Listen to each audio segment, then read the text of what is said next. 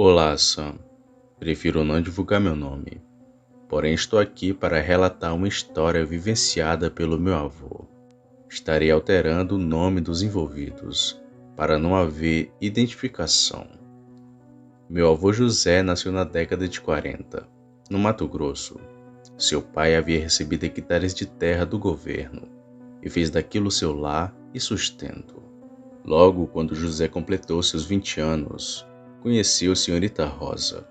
José sempre foi um homem galanteador e arrasava corações por todos os lugares que passava. Ademais, desde novo, sempre realizava viagens a lugares, a fim de promover acordos e contratos para seu pai, o qual se tornou um conhecido criador de gado da época. E foi em uma dessas viagens para São Paulo que conheceu a minha avó. Logo se apaixonaram e se casaram, se ao menos o consentimento dos pais dele. Assim, passando-se 6 meses em São Paulo, José acabou retornando a Mato Grosso e contou as novidades à família, e por incrível que pareça, aceitaram bem, mesmo que a mãe de José fosse um pouco relutante com a escolha da parceira. Porém, de certo modo, queria apenas ver seu filho bem encaminhado e feliz. Uma década se passou, e durante esses 10 anos, muitas coisas aconteceram. A mãe de José faleceu, em decorrência da doença de Chagas. A senhorita Rosa já havia se mudado para Mato Grosso, junto com seu esposo. Percorrendo a década de 60, algumas coisas estranhas aconteceram pela região da fazenda onde eles residiam. Muitos eram os comentários de um suposto vulto negro rondando as estradas de terra e fazendas da localidade, e avistamentos de uma suposta bola de luz que aparecia em volta da floresta. Meu avô sempre amou futebol e por isso ia aos bares acompanhar os jogos pelo rádio, na companhia de seus amigos. Nunca foi de beber, porém nunca recusou um fumo. Em uma noite de jogo, estava ele com seus amigos e soltaram na roda um assunto interessante. Um peão de tal dono de terras famoso na região havia visto e atirado em um lobisomem. O homem estava fazendo ronda pela propriedade e viu ao longe um ser grande adentrando o curral dos porcos. Ao se aproximar, viu um enorme cão preto abatendo um dos animais e rolando nas fezes e sangue no chão.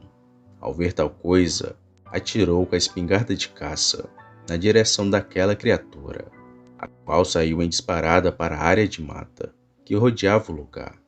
O peão, logo após ter a confirmação de tal atrocidade com o porquinho, foi avisar o patrão.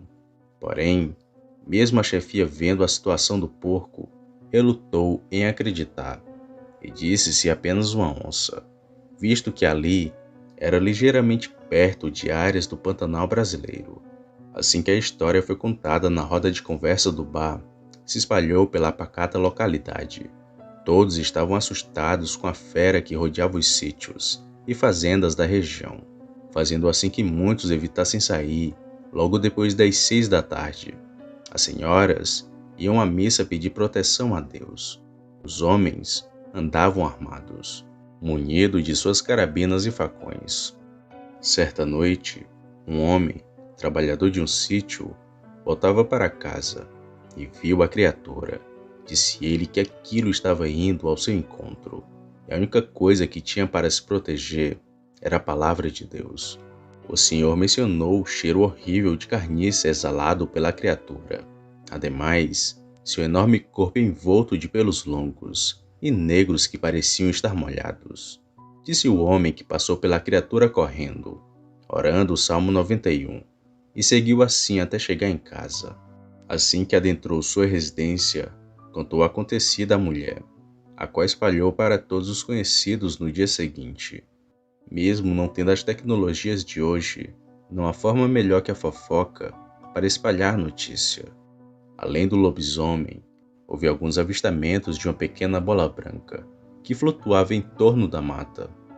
Um dos funcionários do meu avô viu e a descreveu sendo quase fluorescente, ao ponto de iluminar tudo em volta. Para eles, era um mau presságio, talvez de morte. Mas isso é o mais interessante de toda a história.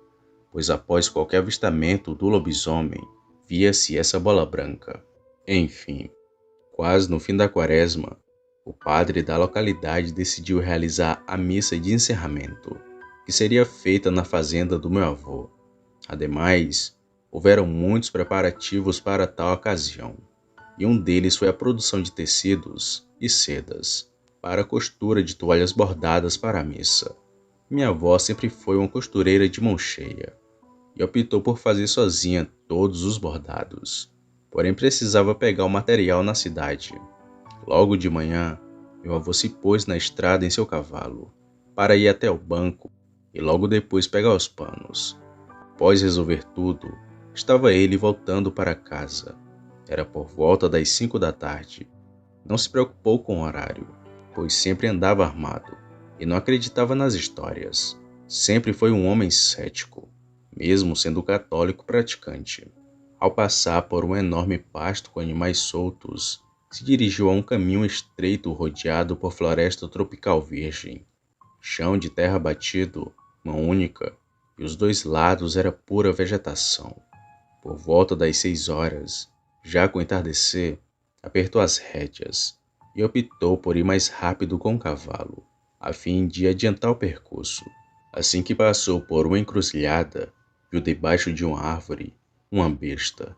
Primeiro achou-se um potro sentado, porém, ao se aproximar mais, viu um enorme cachorro. Descreveu sendo magro, porém seus músculos eram definidos, cobertos por longos pelos negros, sujos com terra e lama, e falhados também. Seus olhos pareciam refletir a luz da lua, como olhos de gato, e eram amarelados. Suas orelhas eram enormes e caídas, e por fim, um mau cheiro insuportável de carniça que sufocava o ar. O animal se posicionou em 4 patas assim que percebeu a presença do meu avô, e se pôs a observar cada movimento e aproximação dele. Como disse mais acima, a estrada era de mão única, e não tinha retorno, então era passar pelo animal ou voltar para a cidade.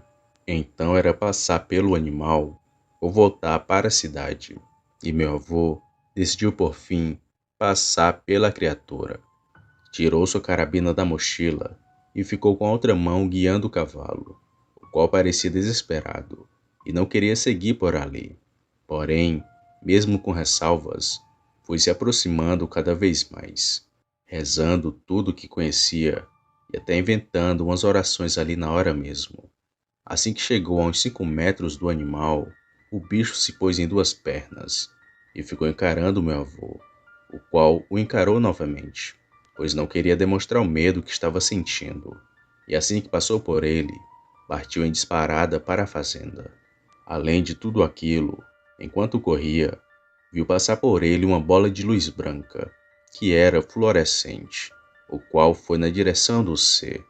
Conta ele que não era muito grande, sendo possível talvez até pegar com as mãos. Porém a luz que emitia era forte, capaz de iluminar tudo por onde passava. Assim que chegou na fazenda, guardou o cavalo no estábulo e avisou os peões para fazerem rondas pelos terrenos munidos. Entrou em casa e encontrou sua mulher em prantos. Dizia ela estar com pressentimento ruim, quase premonitório, mas logo ela se acalmou e seu marido contou o que lhe aconteceu.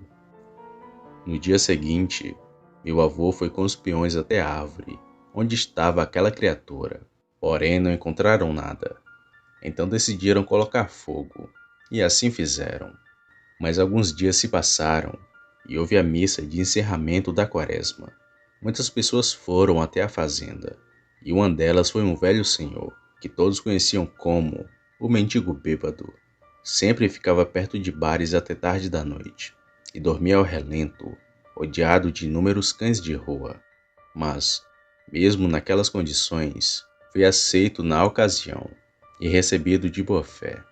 Meu avô sempre achou que aquele senhor seria o lobisomem, já que vivia machucado e não era raro desaparecer por semanas. Entretanto, nunca descobriram quem era. A quaresma se encerrou e não teve mais nenhum avistamento do lobisomem e da bola de luz que foi relatado. Acho que a primeira vez que meu avô me contou essa história, eu tinha uns 4 anos, e isso meio que me traumatizou. Honestamente, eu não sou muito de sentir medo, mas lobisomem é uma coisa que me pega muito. Às vezes duvido, sabe? Mas são tantas histórias e tão parecidas. Acho muito estranho também o fato da luz, pois já ouvi alguns outros relatos envolvendo lobisomem e orbes luminosos, mas não sou capaz de fazer uma ligação para estabelecer algum sentido nisso tudo. Enfim, hoje meus avós já são falecidos, porém ainda lembro de inúmeras histórias deles, envolvendo assombrações e até criaturas mitológicas. Mas deixo para uma próxima vez. Boa noite.